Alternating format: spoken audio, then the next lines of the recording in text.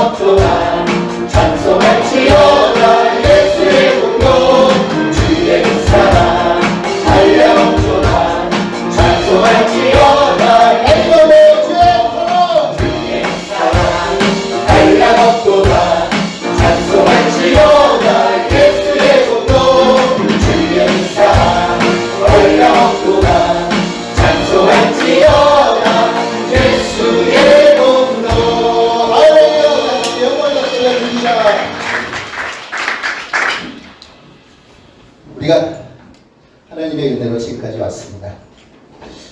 지금 올려드릴 찬양은 청년의 기도라는 제목의 찬양인데요. 우리 청년부가 예전에 작성을 했던 곡입니다. 이 가사 내용이 참 보면은 우리가 하나님의 은혜로 우리 예수 그리스도를 구주로 영접했을 때 우리가 고백했던 그런 기도와 또 신앙 고백이 아니었나 싶습니다. 이 찬양의 가사처럼 우리를 지으신 하나님의 뜻대로 하나님을 예배하고 복음을 전하는 것이 바로 우리의 행복이 아닐까 싶습니다. 이 시간 그 가사 내용을 잘 함께 찬양하시면서 다시 한번 우리가 청년의 기도가 아닌 우리의 기도라는 걸 한번 생각하시면서 찬양드리도록 하겠습니다.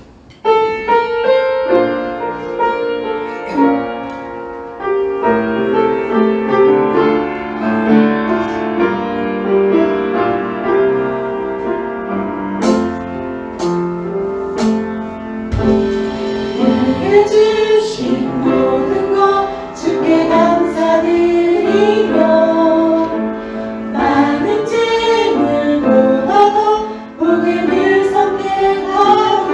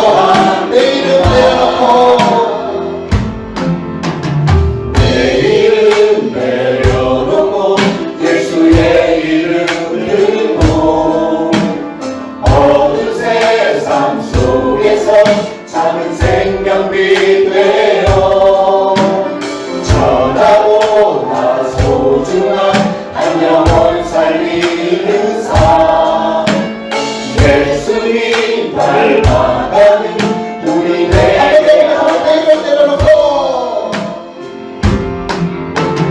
내일은 내려놓고 예수의 이름 들고 어두운 세상 속에서 작은 생명이 되어 전하보다 소중한 한 영혼 살리는 삶 예수님 닮아가는 우리 되게 하소서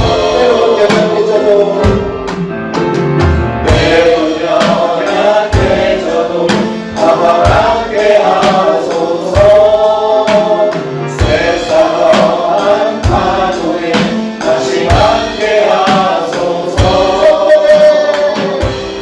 정점에 시절 지날 때 안기우신 주님 그대로 하나님 예배하는 삶 복음을 전하는 삶 이렇게 살기를 기도하오니 정점에 시절 지날 때 나를 지으신 주님 그대로 하나님 예배하는 삶 복음을 전하는 삶 이렇게 살기를 기도하오니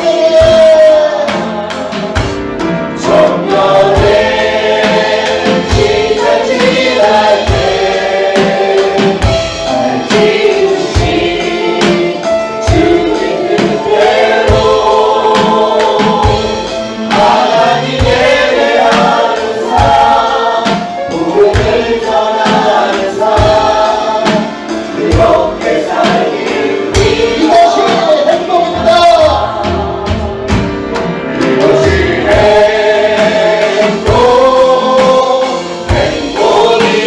행복이라오 세상을 알 수 없는 하나님 선물 이것이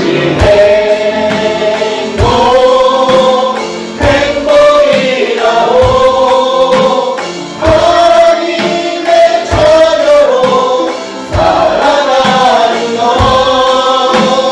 이것이 행복이라오 이것이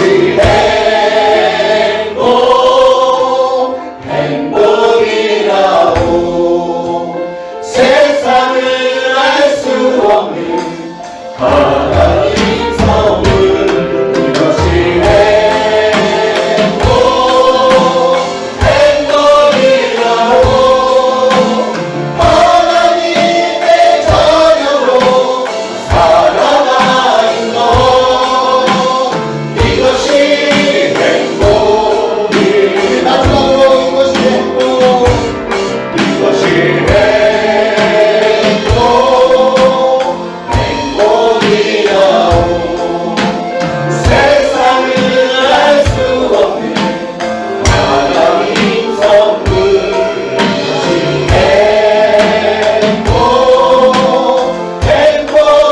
행복이라오 하나님의 자녀로 살아가는 것 이것이 행복이라오 할렐루야 우리 주님께 감사의 박수입니다. 오늘 돌판 주일의 주님의 전에 나오신 여러분 예수 그리스도로 환영하며 사랑합니다. 아멘. 모두 일어나셔서 앞뒤 분들 옆에 분들 반갑게 인사하시면서 사랑합니다. 인사도 나누시죠. 완전하신 나의 주 찬양합니다.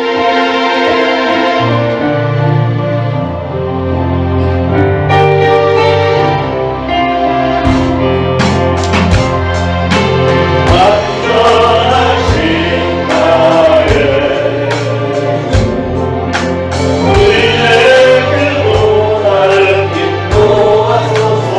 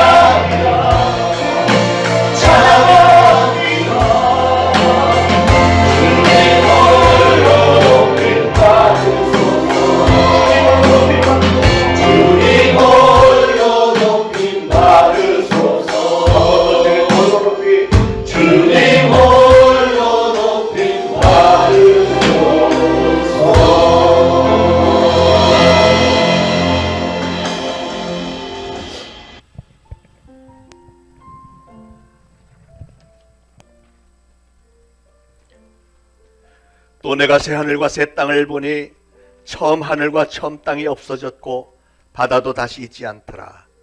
또 내가 보매 거룩한 성 새 예루살렘이 하나님께로부터 하늘에서 내려오니 그 준비한 것이 신부가 남편을 위하여 단장한 것 같더라. 내가 들으니 보좌에서 큰 음성이 나서 이르되 보라, 하나님의 장막이 사람들과 함께 있음에 하나님이 그들과 함께 계시리니 그들은 하나님의 백성이 되고 하나님은 친히 그들과 함께 계셔서 모든 눈물을 그 눈에서 닦아주시니 다시는 사망이 없고 애통하는 것이나 곡하는 것이나 아픈 것이 다시 있지 아니하리니 처음 것들이 다 지나갔음이러라. 보좌에 앉으시니가 이르시되 보라, 내가 만물을 새롭게 하노라. 아멘. 우리 시간 다 같이 합심해서 각자 하나님 앞에 참회의 기도 올리겠습니다. 기도합니다. 하나님 아버지, 은혜를 참으로 감사를 드립니다.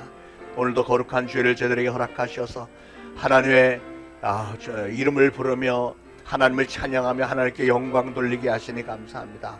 하나님 존전에 나와 예배를 드리고자 하는 저희들은 정말 신령과 진정으로 정성을 다해 예배를 올려드리길 원합니다.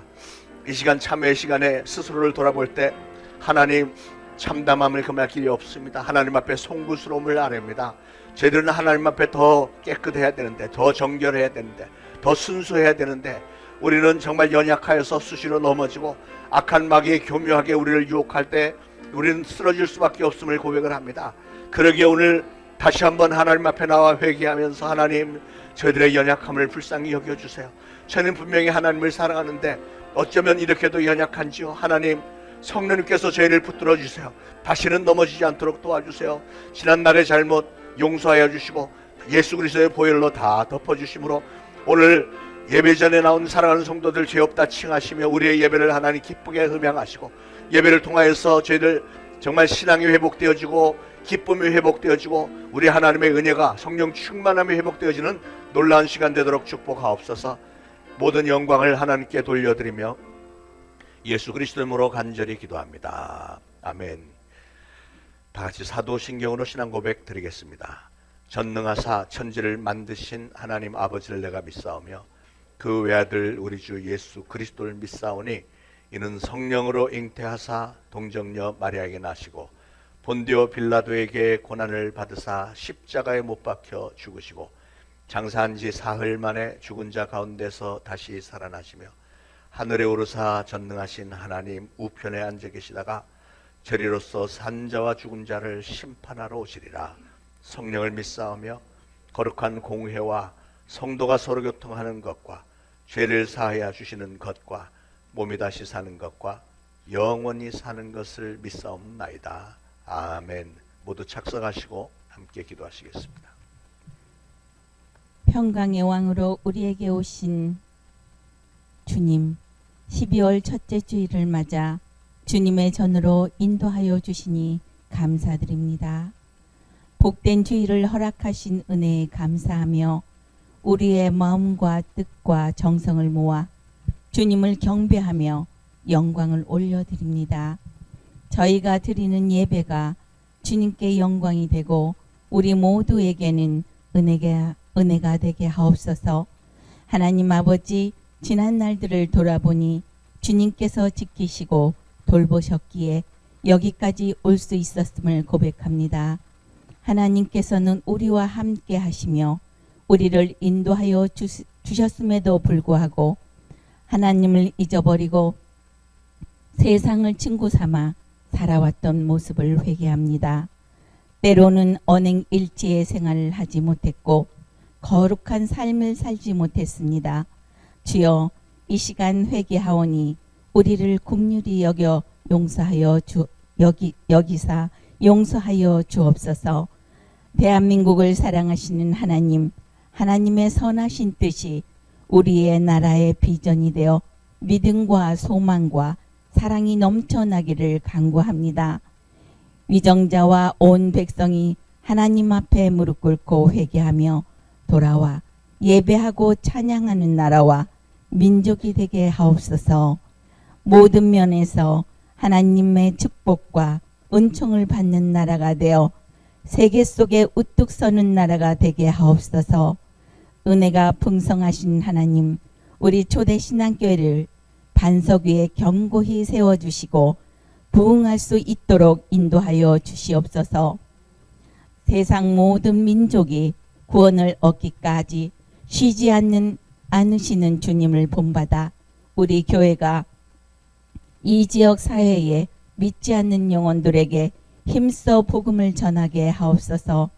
하나님 아버지, 귀한 말씀을 대언하시는 장요수아 목사님을 기억하여 주옵소서. 영육간의 강건함을 더하시고 날마다 임대 가운데 더욱 하나님의 뜻에 합한 심령이 되게 하여 주옵소서.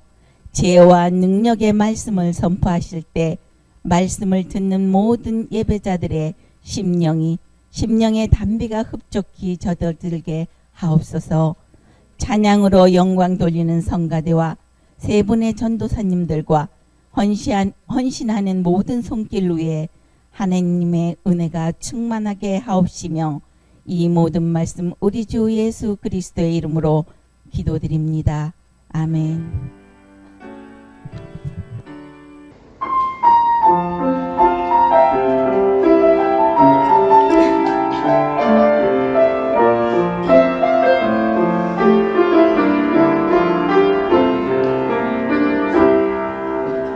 표현 못해도 나 표현하리라. 나 고백 못해도 나 고백하리라.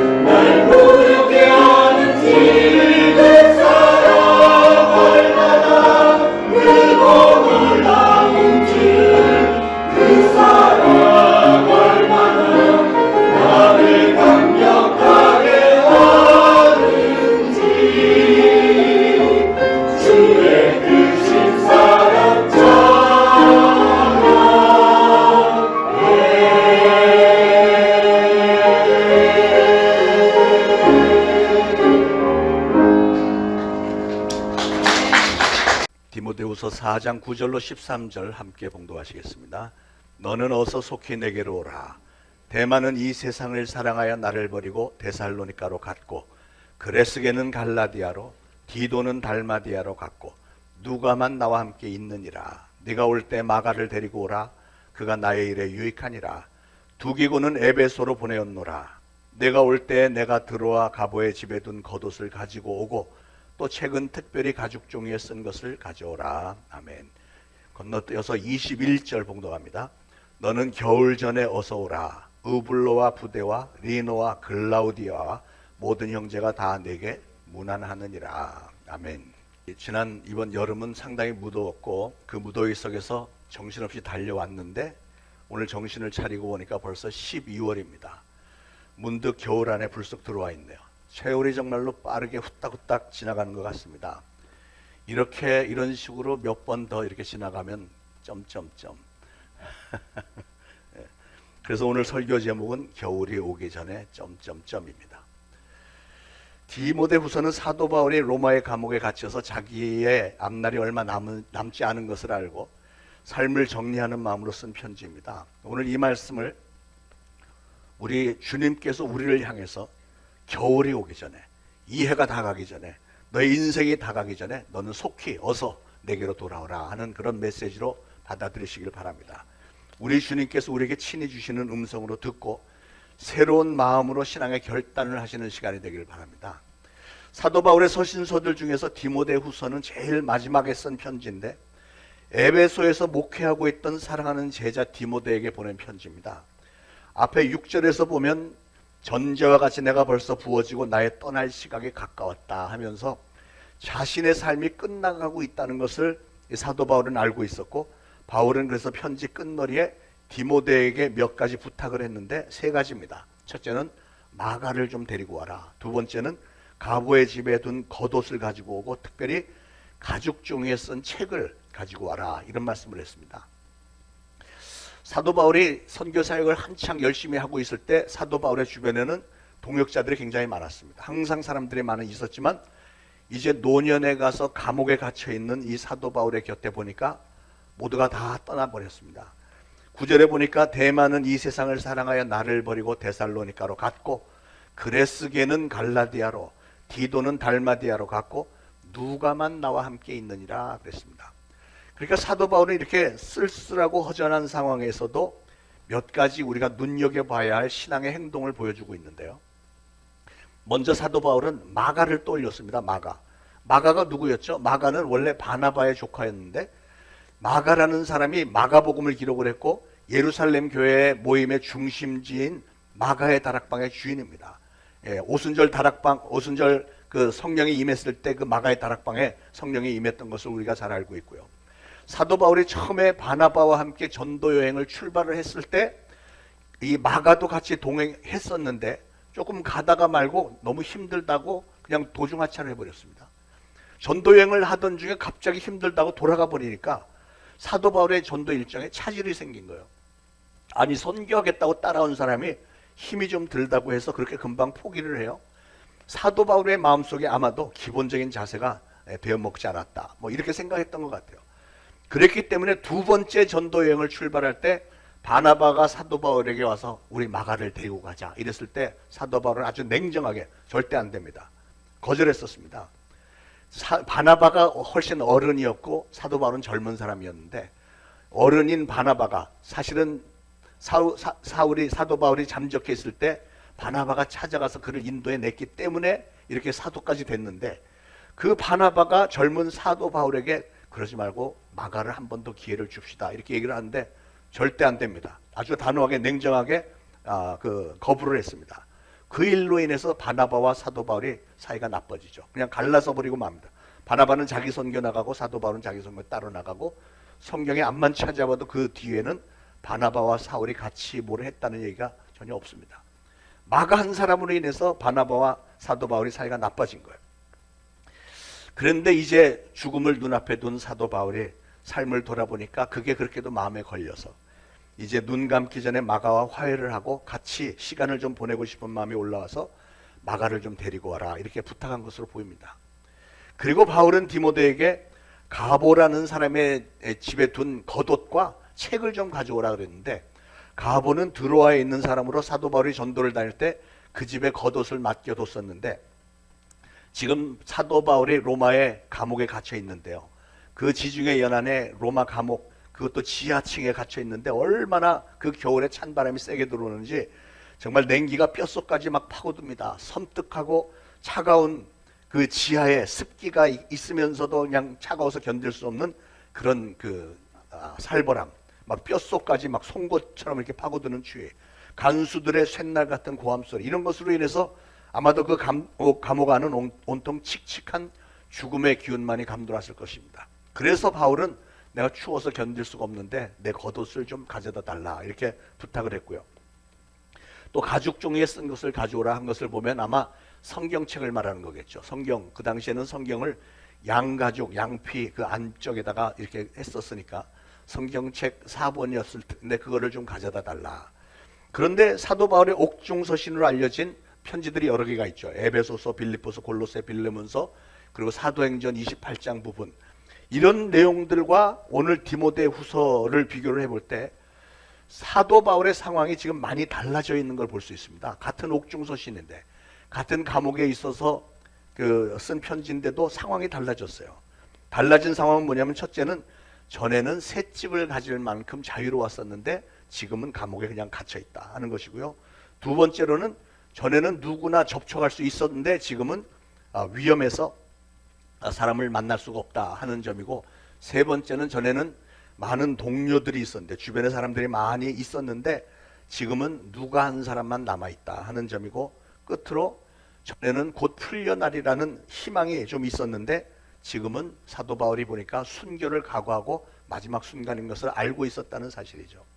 이런 상황이었기 때문에 사도 바울의 마음은 지금 자기와 같이 동역했던 그 벗들이 상당히 그리웠고, 특히 믿음의 아들이며 제자였던 디모데가 그렇게 보고 싶은 거예요. 그래서 디모데 속히 나에게 좀 와라 이렇게 재촉을 했던 겁니다.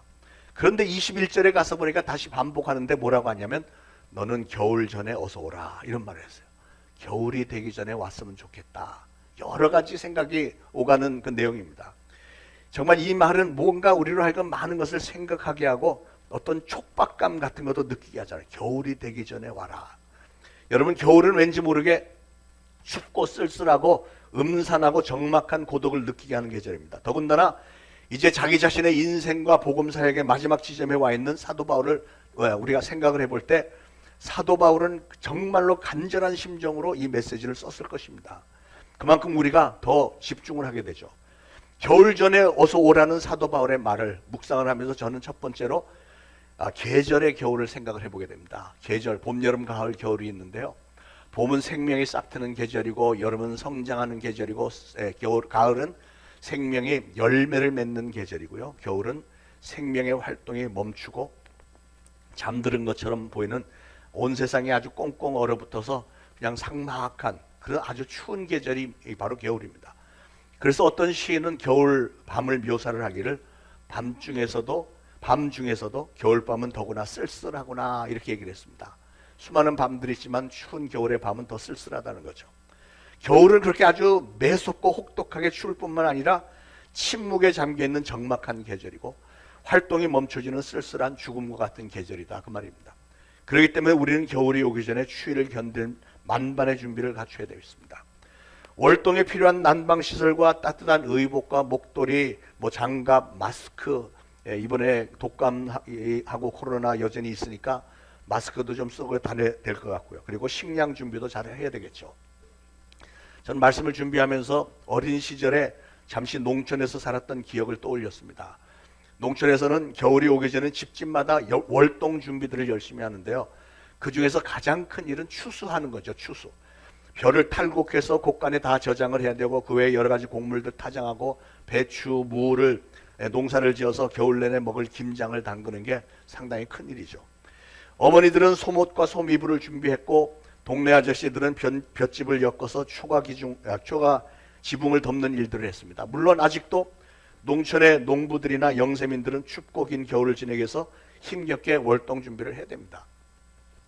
눈이 많이 내리면 갑자기 두꺼운 코트들을 꺼내서 입고, 또 길이 미끄러워지기 때문에 차량들은 스노 타이어로 갈아 끼우고 이렇게 하죠. 그런데 이런 월동 준비를 하는 것은 사실은 우리 선조들의 그 지혜에서 나온 것이고 우리에게 귀한 삶의 지혜를 가르쳐 주는 겁니다. 월동 준비를 해야 돼요. 근데 요즘은 보면 사람들이 월동 준비를 옛날처럼 그렇게 열심히 하지 않습니다. 왜냐하면 굳이 월동 준비하지 않아도 돈만 있으면 언제나 필요한 것 구입할 수 있는 편리한 세상이 됐고요. 또 인스턴트, 즉석 시대가 되어서 인스턴트 식품들이 시중에 많이 나와 있으니까 돈만 있으면 가서 뭐 사 먹으면 됩니다. 그런데 문제는 이렇게 편리하게 돼버려서 삶의 방식이 바뀌어서 그런지 사람들이 월동 준비에 별로 관심이 없는 것처럼 보입니다. 계절적인 월동 준비뿐만이 아니라 우리 인생의 월동 준비까지도 그냥 관심이 없는 것처럼 보여요. 안타까움이 있습니다. 자, 그렇게 계절의 겨울이 있는가 하면 두 번째로는 인생의 겨울이 있습니다. 인생의 겨울. 1년에 4계절이 있고 하루에 아침, 낮, 저녁, 밤이 있듯이요. 인생은 생물학적인 측면에서 유년시대, 청년시대, 장년시대, 노년시대, 그리고 인생의 겨울이라고 할 수 있는 죽음이 있습니다.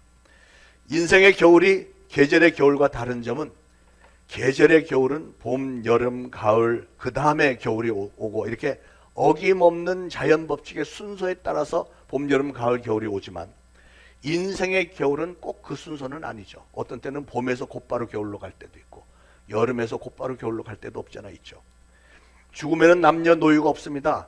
언제 우리 앞에 인생의 겨울이 닥쳐오고 죽음이 닥쳐올지 그건 누구도 알 수 없잖아요.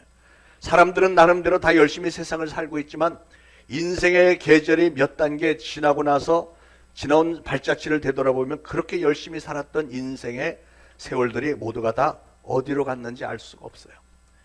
그래서 이문세라는 가수는 그걸 이렇게 노래했죠.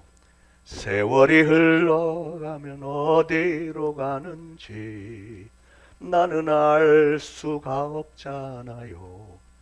근데 여러분들은 찬송가보다 유행가를 할 때 은혜를 더 받는 것 같아요, 왠지. 그런데 유행가이지만 정말 굉장히 마음을 이렇게 타치하는 게 있어요. 세월이 흘러가면 어디로 가는지 알 수가 없어요. 정말 우리는 열심히 살았습니다. 여러분들 다 열심히 사셨는데 세월이 지나고 나서 열심히 살아온 발자취를 보면 뭐지? 남은 게 뭐지? 별로 없는 것 같지 않아요? 우리는 이미 다가와 있는 계절의 겨울을 부인할 수 없듯이 급속하게 다가오는 인생의 겨울도 우리는 부인할 수 없습니다. 인생이라고 하는 것이 한 걸음 한 걸음 그렇게 죽음을 향해서 다가가고 있는 게 인생 아닙니까? 근데 여러분, 우리의 인생은 단 한 번밖에 없는 기회라는 사실을 꼭 좀 아시길 바랍니다. 두 번, 세 번 경험할 수 있는 인생이라면야 몇 번 연습을 해보면 좀 더 나은 인생을 살 수도 있겠지만 불행하게도 우리 인생길에는 왕복 차표가 없고요. 편도입니다. 일방통행일 뿐입니다. 한 번 가면 다시 돌아올 길이 없습니다. 그래서 성경은 히브리서 9장 27절에 한 번 죽는 것은 사람에게 정하신 것이요 그 후에는 심판이 있으리니 그랬어요. 정해진 죽음, 죽음이 있는데 죽음으로 끝나는 게 아니라 우리 인생은 그 다음에는 최후의 심판이 있다는 거예요. 심판. 우리는 그것을 심각하게 생각하고 철저하게 대비를 해야 된다는 겁니다. 아마 오래전 얘기 같은데 제대를 앞둔 어떤 병사의 일기에 이런 인상적인 글이 기록되어 있습니다. 3년 동안 아끼던 옷이며 신발. 그러니까 3년을 군대 생활한 걸 보니까 제가 군대 생활했던 때하고 제가 75년도에 군대 입대했는데 그때쯤이었던 것 같아요. 3년 동안 아끼던 옷이며 신발, 생활도구 그리고 훈련에 필요했던 소총, 방독면, 야전삽, 곡괭이, 철모 등 모든 것 하나도 남김없이 일체를 반납하는 날이 되었으니 곧 제대일이다. 제대하는 날. 제대 직전인 어제까지도 내 것으로 알고 아끼고 애착을 가졌건만 전역하는 오늘에는 한 벌의 옷과 한 켤레의 신발 그리고 모자 하나로 바꿔주고 속옷까지 반납하게 되니 이젠 정말 새로운 사람이로구나. 군 복무를 해보시고 제대를 해보신 분에게는 정말 짠하고 다가오는 감동 아니겠습니까? 제대복을 입지 않으면 제대가 안 돼. 또 일체 모든 것을 다 반납하지 않으면 그 제대복을 주지를 않습니다. 이것은 세상에 애착을 두고 하늘에 소망을 두지 못하는 어리석은 사람들에게 주는 교훈이 아닐까요? 저나 여러분이나 언젠가는 모두가 다 인생을 제대하는 날이 반드시 올 것입니다. 한 사람도 빠짐없이 그때는 모든 것들, 여러분의 물질, 지식, 명예, 여러분의 행복 뭐 이런 모든 것들을 다 하나님 앞에 반납하고 새로운 예복을 갈아입게 되는 날이 반드시 올 것입니다. 그러므로 사랑하는 여러분, 우리는 항상 인생의 겨울 준비에 만반을 다 해야 되겠습니다. 자, 그런가 하면 세 번째 겨울이 있습니다. 그것은 역사의 겨울입니다. 세상의 종말이라고 하는 거예요. 여러분, 이 세상은 하나님의 피조물입니다. 하나님이 창세기에 보면 하나님이 빛이 있으라 하니까 빛이 있었고, 하나님이 말씀으로 모든 걸 다 창조를 하셨습니다. 그래서 하나님께서 이 온 우주 만물, 이 세상, 우리 인생들, 우리 인간들 모든 것을 하나님이 시작을 하신 거예요. 시작이 있다는 말은 언젠가는 끝날도 있다는 뜻이죠. 구약 성경은 내용이 뭐냐면 하나님이 세상을 이렇게 시작하셨다 하면서 그 과정 가운데서 하나님은 인간이 죄에 빠졌기 때문에 누군가 언젠가는 메시아를 보내서 하나님의 독생자 예수 그리스도가 인간의 죄를 다 짊어지고 죽게 될 날이 올 것이다 하는 그 내용이 구약 성경에 들어있고요. 신약 성경은 하나님은 세상을 이렇게 끝내실 것이다, 이렇게 마무리 지을 것이다 하는 내용인데, 그 가운데는 그래서 하나님은 독생자 예수 그리스도를 보내주셨고 그 예수 그리스도로 말미암아 인생들 구원을 받게 되고 마지막 날이 되면 이렇게 세상을 끝낼 것이다 하는 내용이 다 들어있습니다. 그러니까 성경은 시작과 끝이 분명하게 명시되어 있습니다. 예수님은 제자들에게 하신 고별 설교 마태복음 24장에서 이런 말씀을 했습니다. 무화과 나무의 비유를 배우라. 그 가지가 연하여지고 잎사귀를 내면 여름이 가까운 줄 아나니, 이와 같이 너희도 이 모든 일을 보거든 인자가 가까이 곧 문 앞에 이른 줄 알라. 이렇게 말씀하셨고요. 천사들은, 그러니까 예수님이 승천하실 때, 부활하시고 40일간 사람들과 지내시다가 승천하실 때 이 500명이나 되는 사람들이 승천하시는 예수님을 보고 있었습니다. 예수님이 승천하늘로 올라가시니까 전부 넋을 잃고 그 장면을 쳐다보고 있을 때 천사의 음성이 들리기를, 갈릴리 사람들아 어찌하여 서서 하늘을 쳐다보느냐, 너희 가운데서 하늘로 올려주신 예수는 하늘로 올라가심을 본 그대로 오시리라. 이렇게 선포를 했고요. 요한계시록 끝부분, 요한계시록 22장에서는 이것을 증거하시니가 가라사대 내가 진실로 속히 오리라. 이렇게 예수님이 재확인해 주셨습니다. 사랑하는 여러분, 요즘의 세계 정세를 보면 아주 끔찍하고 무자비한 전쟁 상황들이 있는데, 옛날의 전쟁과는 좀 이게 내용이 이렇게 다릅니다. 정말 얼마나 무자비하고 얼마나 그 아주 두려운 이 파괴력이 얼마나 큰지요. 그런 전쟁 상황이 있고, 전 세계 나라들마다 이상기온 때문에 지금 다 시달리고 있고요. 사막에 막 눈이 내리질 않나. 우리나라도 사계절이 뚜렷한 나라가 여름에는 엄청나게 이번에 열대지방처럼 더웠죠. 지금 겨울에는 어떻게 될지 예측하기가 힘든 이런 상황들이죠. 우리만 그런 게 아니고 전 세계적으로 그렇고, 화산, 지진, 태풍 이런 천재지변들도 지금까지 그 어느 때보다도 더욱더 강력하고요. 생태계는 파괴되어 있고 점점 더 심해지고 있고 이상한 그 바이러스들이 출몰하고, 이런 상황들을 볼 때 이 세상의 겨울, 즉 우주적인 대환란의 때가 가까워지고 있다는 것을 아실 수 있겠죠. 성경에 예언되어 있는 제일 마지막 날의 징조들이 너무나도 정확하게 하나하나 성취되고 있는 이때 우리는 신앙인들로서 경성해야 됩니다. 깨어서 만반의 준비를 갖춰야 됩니다. 이게 신앙인의 도리입니다. 사랑하는 여러분, 여러분의 계절도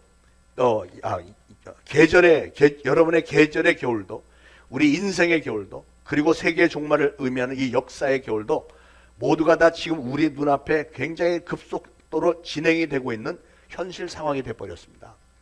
오늘 이 본문에 어서 오라 이 말은 지체하지 말고 빨리 겨울을 대비하라는 말씀으로 들어야 됩니다. 사도 바울이 겨울이 오기 전에 어서 속히 와라 그랬잖아요. 겨울이 오기 전에. 다시 말해서 마지막 순간이 오기 전에 최선을 다해서 열심히 준비하라는 거죠. 체코의 격언에 이런 말이 있습니다. 겨울이 우리에게 묻는 날이 있으리라. 여름에는 무엇을 했냐고. 이거를 성경 말씀에 적용을 시켜보면 우리가 장차 주님 앞에 서는 날이 있을 텐데, 그날에 주님은 우리에게 질문을 하신다고 그랬잖아요.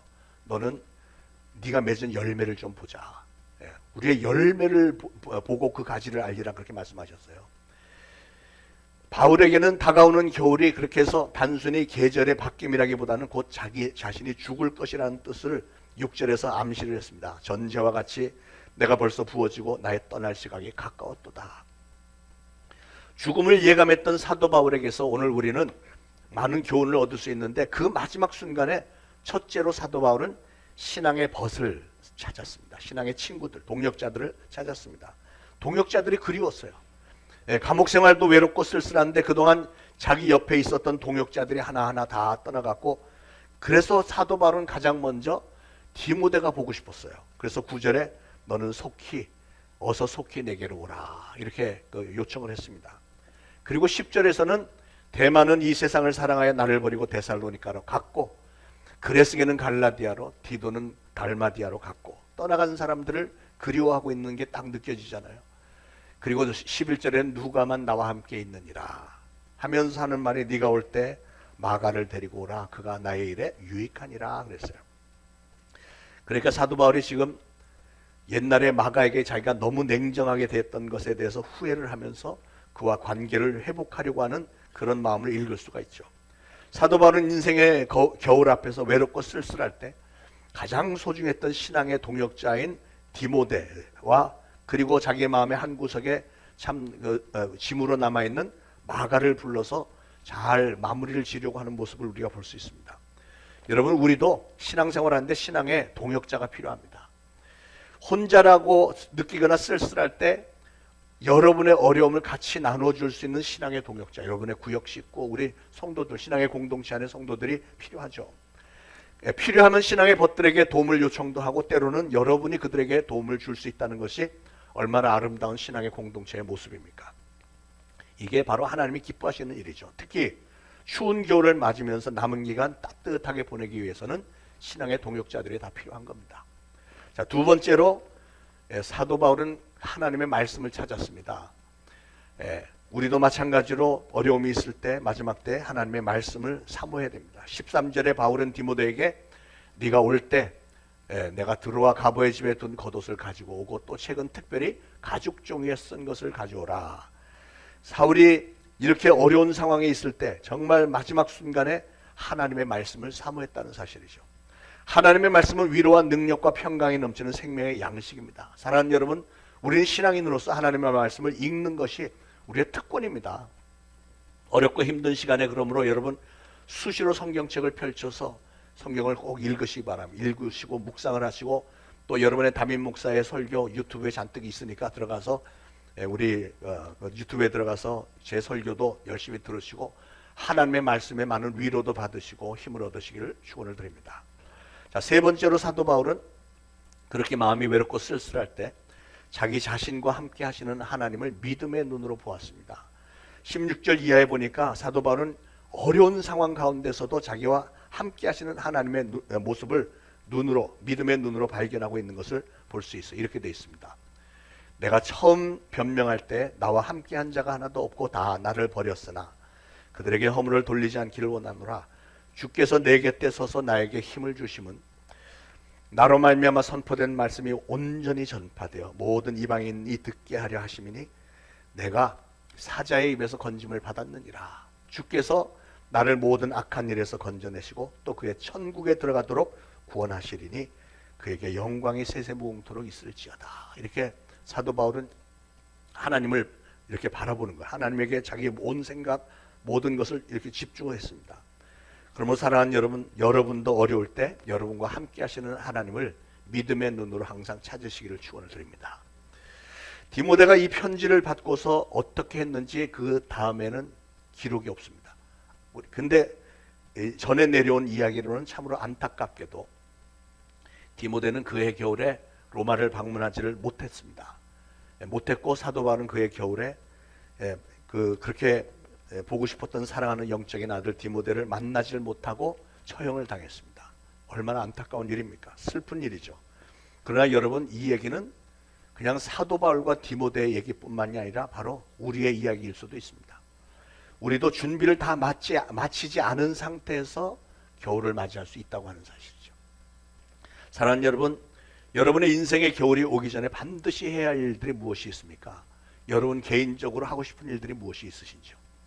남들처럼 돈도 벌어야 되겠고 어떤 지위나 명예 권력을 가지고도 싶고 많이 배워서 실력도 쌓아야 될 것 같고 혹시 집을 나간 자녀가 있으면 죽기 전에 보고 싶어하는 부모님들도 있을 것이고 내일 죽더라도 한 시간이라도 좀 건강하게 살아봤으면 하는 그런 분들도 있겠죠. 인생의 겨울이 오기 전에 하고 싶은 일, 갖고 싶은 일, 또 보고 싶은 이들이 참 많을 것입니다. 그걸 좀 유식한 영어로 표현하면 버킷리스트라고 하잖아요. 버킷리스트. 통에다가 내가 하고 싶은 일들 다 적어 놓는 거. 그러나 참 안타까운 것은 사람들은 이렇게 많은 것을 성취하고 싶어 하지만 대부분의 경우 만족스럽게 이루지 못한 채 인생의 겨울을 맞이하게 되고 후회하는 사람들이 많다는 거죠. 그 사람들의 후회는 대부분이 아유 내가 젊을 때 좀 더 열심히 살 걸 이렇게 후회하는 분들이 많죠. 신앙인들은 한 걸음 들어가서 아 내가 젊었을 때 더 신앙생활을 열심히 할 걸, 신앙의 열매를 좀 많이 맺을 걸, 이런 분들도 있죠. 근데 우리 인생들이 참으로 어리석은 것은요, 많은 분들이 나에게는 겨울이 그렇게 일찍 닥칠 것 같지 않아. 예. 제 친구가 얼마 전에 저를 찾아왔었는데 그 친구가 하는 말에 자기는 이제 은퇴를 했는데 자기 다시 사업을 시작하겠대요. 그래서 아니 이 나이에 그러니까 난 30년 더 건강하게 살 수 있어.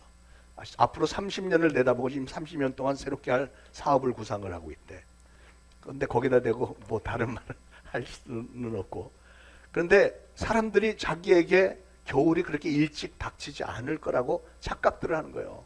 그러다 보니까 주어진 봄, 여름, 가을까지 열심히 살지를 않고 그냥 너무 그냥 그 세월들이 그냥 허실이 돼버리고 마는 거예요. 우리가 일생을 살아오면서 우리가 행한 일들 한번 좀 돌아보시죠. 여러분의 24시간을 어떻게 사용을 하셨는지, 잠자는 시간 빼고, 혹시 뭐 사고를 당했든지 아파서 병원에 입원한 그 시간들 빼고, 또 뭐 게으름 피느라고 뭐 TV 보고 뭐 이렇게 이런 시간들 빼고, 욕심 부리면서 뭐 아웅다운 했던 시간들 빼고, 뭐 억울한 일을 당해서 막 분노해갖고 복수를 하겠다고 이빨을 갈았던 그런 시간들 다 빼고, 그런 거 다 빼고 내가 진짜 선한 일을 한 게 얼마나 되는지, 여러분이 살아오면서 어떤 선한 일을 한 걸 한번 떠올려 보세요. 이것 내가 이런 착한 일 했고 저런 일도 했고 신앙적으로 이것도 했고 저것도 했고, 그 시간을 다 더해 보시면 과연 몇 시간이나 나올까? 대부분 사람들은 그 시간 다 더해도 24시간 이상 나오지 않습니다. 내가 어떤 사람이 힘들었는데 내가 좀 이렇게 부축해 줬다. 기껏해야 5분 10분 뭐 이거 해고 저거 해고 해봐야 인생을 70년 살았는데 선한 일 한 게 사실은 하루 이틀밖에 되지 않는 거예요. 그럼 나머지 시간들은 뭐 했죠? 이 세상에 살면서 전부 이기적이고 자기 욕심 채우는 거 이런 것만 하다가 인생 다 보내고 이제는 인생의 겨울 앞에서 이제 결산을 해야 되는데 하나님 앞에 서서 내가 뭘 보여줄 수 있을까? 아쉬워하고 정말 안절부절할 수밖에 없는 게 우리의 상황 아닌가요?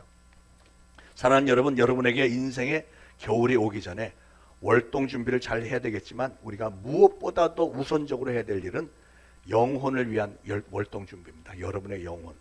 이 세상의 삶이 끝나고 난 후에 나라고 하는 존재가 어떤 모양으로 어디서 있을 것인가. 그래서 우리는 그 월동 준비를 반드시 하나님의 품으로 돌아와서 예수 그리스도를 나의 구주로 영접을 하고 하나님 중심으로 사는 삶을 확실하게 해야 됩니다. 그래서 그 위해서는 성경도 열심히 더 읽어야 되겠고 기도 생활도 더 열심히 해야 되겠고요. 돈 버는 것도 중요하지만 이렇게 벌은 돈을 이웃을 위해서 쓰는 것도 중요합니다. 하나님의 영광을 위해서 쓰는 것도 중요합니다.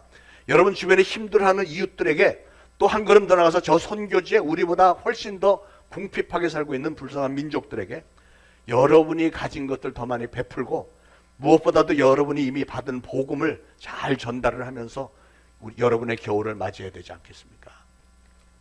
사랑하는 여러분, 지나간 1년 세월을 어떻게 보내셨습니까?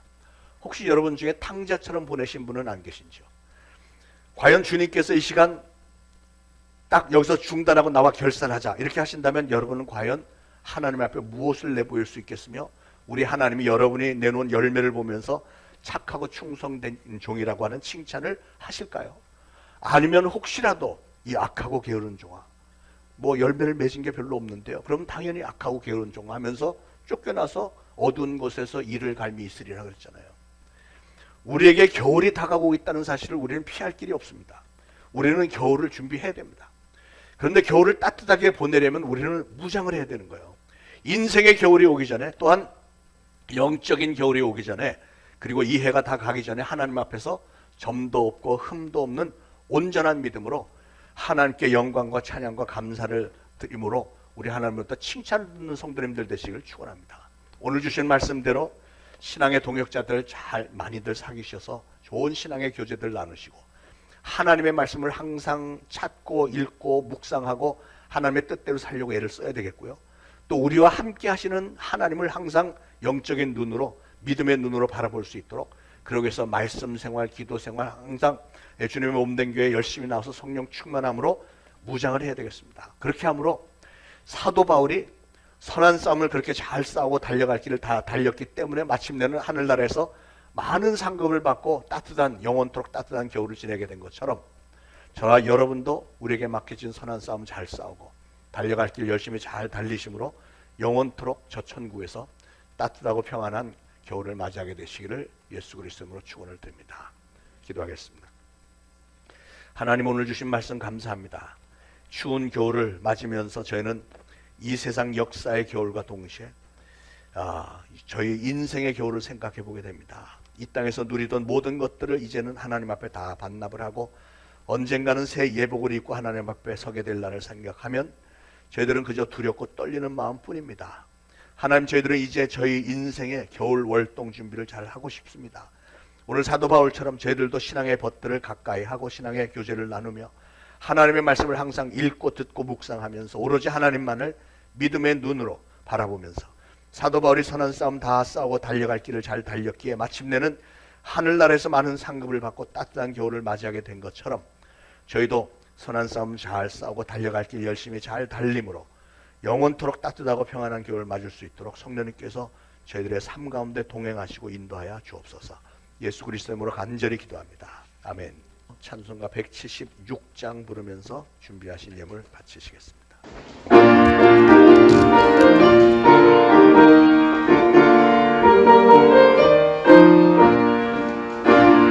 주어는 때 다시 오시는지 아는 이가 없으니 은발길 원하는 깨어 있어 주를 반겨 맞으라.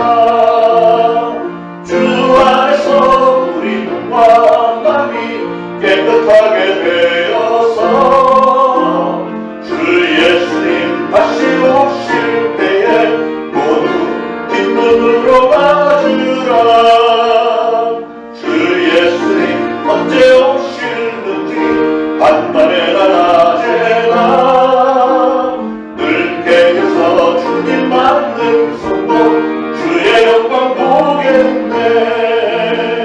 주 안에서 우리 몸과 마음이 깨끗하게 되어서 주 예수님 다시 오실 때에 모두 기쁨으로 맞으라.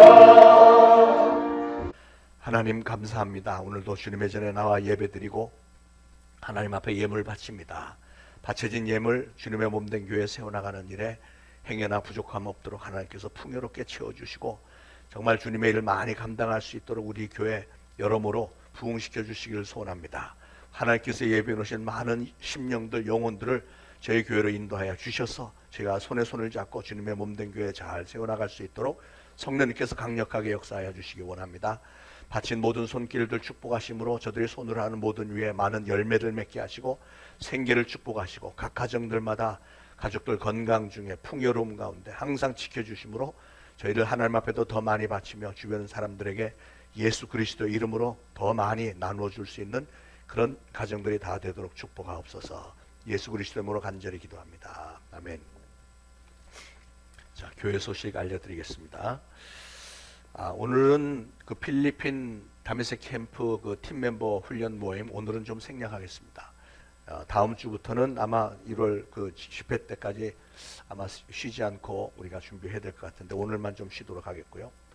이번 토요일 날 교육부에서 세계 성막 복음 선교 복음 센터를 개장합니다. 거기가 성경에 나오는 성막을 그 사이즈나 모든 걸 다 그대로 만들어 놓은 곳인데 우리가 성경적인 성막이 어떤 모양인지 어린 아이들도 그렇지만 어른들도 가면 참 좋습니다. 관광버스를 대절했는데 한 10명 정도는 더 갈 수 있다고 합니다. 그래서 여러분들 중에서 가기 원하시는 분은 토요일 날 아침 10시에 교회 앞에 저희 앞에 큰 길에서 관광버스 타고 가실 수 있습니다. 저도 같이 가니까 가서 즐겁고도 굉장히 유익한 시간이 될 겁니다. 오전 10시에 갔다가 토요일이니까 저녁 7시쯤 돌아올 거를 예상하고 있는데요. 거기 가면은 미국에서는 제가 거기 펜실베니아에 있는데 랭캐스터라는데 여러 번 갔었는데 굉장히 은혜가 많습니다. 좋은 기회니까 여러분들 가시기 바라고, 좀 이번에 비용을 많이 들여서 가는 거니까 특별히 이 기회 놓치지 마시길 바라고요. 물론 가시는 분들은 회비도 내셔야 됩니다만, 성탄절 행사 지난주 말씀드린 대로 12월 24일이 성탄 주일 예배고 오후 5시에는 성탄 축제인데, 이번에 성탄 축제 모든 순서를 좀 짜갖고 포스터도 만들고 해서 이 주변에 많이 돌려서 우리 교회 전도용으로, 그래서 많은 외부 사람들도 와서 같이 즐길 수 있도록 그렇게 좀 해주시고, 이제 프로그램 순서 맡으신 분들은 상당히 부담이 되겠지만 뭐 꼭 잘해야 되는 거 아닙니다. 하나님 앞에 정성을 보이기만 하면 되니까요. 그렇게 좀 준비를 해주시길 바라겠습니다. 오늘도 노방전도 있고, 여러분 그 주보에 이거 하나 우리 신천 재직 명단 나눠드렸는데, 여기에 보면 기성 재직들은 제일 윗부분에 있고 중간 부분에 보면 신천 집사 있죠. 신천 집사 남자의 김종일, 전종용, 조성용 이렇게 세 분이고, 여자의 김미영 씨, 김은희, 연민지, 왕은영 이렇게 네 분인데, 그분들은 연초에 1월 첫 주일에 제가 임명장 드려서 서리 집사로 임명이 되고요. 그 밑에 신천 안수 집사, 신천 권사가 있습니다. 신천 안수 집사로는 김용훈, 박광우, 윤일성, 조계현 네 분하고, 신천 권사로는 강은주, 고미경, 백은실, 이수진 이렇게 네 분인데, 이분들은 이번 연말에 12월 마지막 주일에 공동회에서 투표를 합니다. 투표해서 온 그 성도들의 3분의 2를 찬성을 받아야만 피택이 되는 거예요. 피택이 됐다고 해서 곧바로 안수집사 권사가 되는 게 아니고, 그렇게 되면 그 피택이 된 분들 중에서 3차에 걸쳐서 교육을 합니다. 제가 직접 교육을 하는데, 교육을 하고 교육이 끝나면 그 다음 주에 시험을 쳐요. 고시에 아이들 대학교 들어갈 때 시험 치는 것처럼 상당히 높은 수준의 시험을 칩니다. 그래서 통과가 되는 분들, 떨어지는 분들은 저는 I am sorry 이렇게 하면 끝나는 거고, 통과가 되는 분들은 4월 21일 날 창립 제8주년 기념 예배 때 이제 우리 창립 기념 예배를 하면서 안수해서 직분 이렇게 임직이 되겠습니다. 참고해 주시기 바랍니다. 자, 모두 일어나셔서 180장 1절 3절 부르시고 축도로 예배 마치겠습니다.